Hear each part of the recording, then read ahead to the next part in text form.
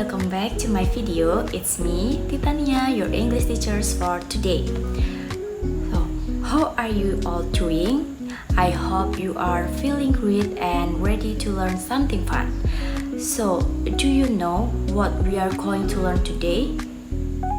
Well, we are going to learn about recount text.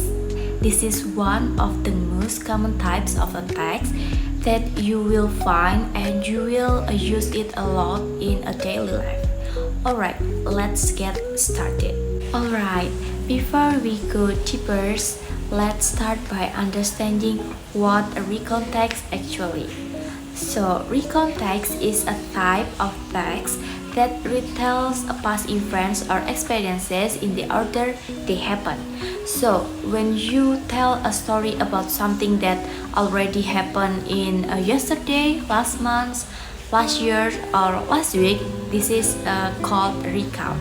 Now that we know what a recount text is, let's continue by looking at this purpose.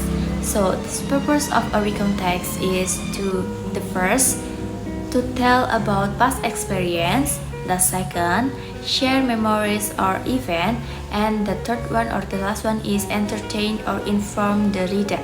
So, a recount text is not only about telling what happened, but also sharing something meaningful or enjoyable. Alright, next let's talk about the types of recount text. There are several types of a recount, such as the first is a personal recount. It means that a text that contains the writer's personal experiences, for example, like holiday story or the first day at school.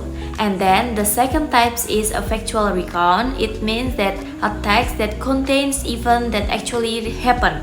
For example, like accident reports or news report. And the last one is imaginative recount, a text that contains an imaginary story experiences by someone. For example, my adventures in a space. But in this lesson, we will mainly focus on personal recount, not the second or the third types of a recount. A recount text has three main parts, and each part plays an important role in building the full story. The first is orientation.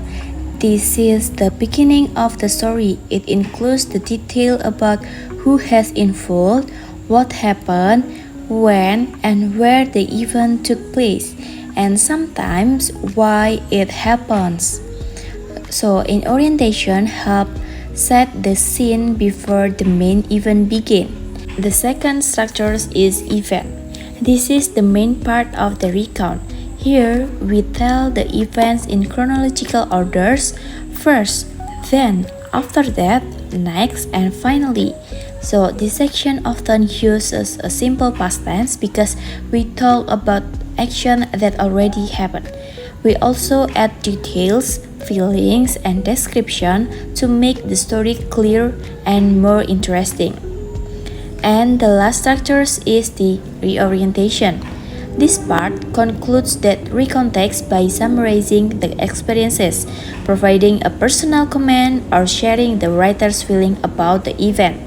This is the ending of the recount. This part closes the story naturally and gives a final impression. To help us read a clear recount text, we also need to understand its language features. So now, let's talk about that. The first is simple past tense. We use simple past tense to tell action that happened in the past. If you have a positive sentence, you can use pattern subject plus verb to. But if you have a negative sentences, you can use subject plus did not plus verb 1. And if you have a question, you can use did plus subject plus verb 1. So, in negative and question forms, the verb returns to verb 1. The next tense is past continuous tense. We use past continuous tense to talk about the first is an action that was happening at a specific time in the past, or the second one, an action in progress when another action happens. So you can use patterns subject plus was or were plus verb ing. If your sentence is negative, you can use subject plus was or were not plus verb ing. And then if you have a question, you can use was or were plus subject plus verb ing. So use was for I, he, she, it, or singular nouns. And then use were for you, they, we, or plural nouns. The next is adverb of time.